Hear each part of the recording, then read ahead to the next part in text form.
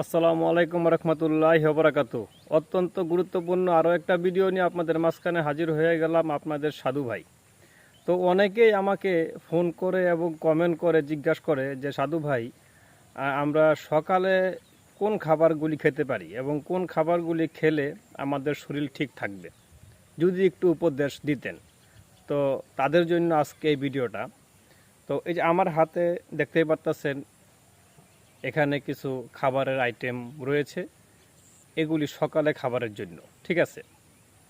যারা অতিরিক্ত দুর্বল এবং শরীরে ক্যালসিয়ামের ঘাটতি আছে, শরীর একবারে দুর্বল হইতে হইতে যারা একেবারেই বিছানায় পড়ে গেছেন, হাঁটতে সমস্যা হয়, ঘুমাইতে সমস্যা হয়, ঠিক আছে, তাদের জন্য সকালের এই খাবারটি সবার জন্যই।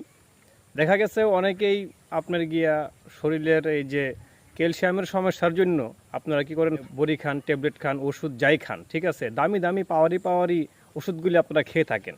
আমি দয়া করে বলবো, সে ওষুধগুলি না খেয়ে যদি এই আইটেমগুলি খেতে পারেন, তাহলে আপনাদের আর ডাক্তারের কাছে যেতে হবে না। আপনারা ভেজাল মুক্তভাবে সুস্থ থাকবেন। এখানে দেখতে পারতেছেন কী কী আইটেমগুলি আমি নিছি।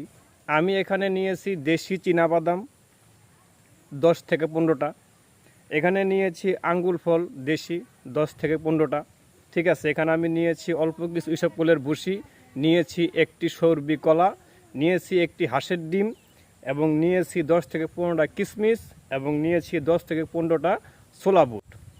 এই যে আইটেমগুলি আপনাদেরকে দেখাইলাম এবং বললাম, এই আইটেমগুলি প্রতিদিন সকালে আপনারা ঘুম থেকে উঠেই এই আইটেমগুলি আপনারা প্রতিনিয়ত খেয়ে যাবেন।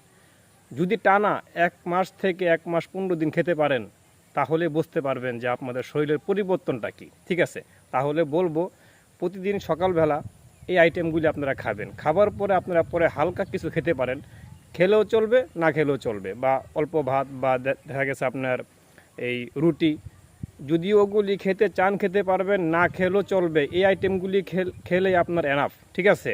যদি আপনার শরীর ক্যালসিয়াম বাড়াতে চান, শক্তি বাড়াতে চান, তাহলে এই আইটেমগুলি আপনার জন্য প্রযোজ্য, ঠিক আছে। কিন্তু দয়া করে ফার্মেসিতে গিয়ে বা ডাক্তারের কাছে গিয়ে বড় বড় ফাইল এনে, কেমিক্যাল এনে, ক্যালসিয়াম বাড়ানোর জন্য, শরীরে শক্তি আনার জন্য ওই সমস্ত ওষুধ দয়া করে খাবেন না। কারণ ওগুলির ভিতরে কেমিক্যাল দেওয়া থাকে, আপনারা জানেন।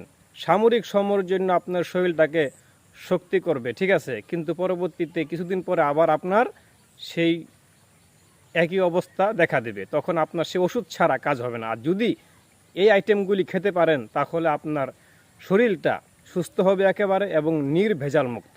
তাহলে বুঝতে পারতেছেন, সকালবেলা আপনারা এই আইটেমগুলি খাবেন।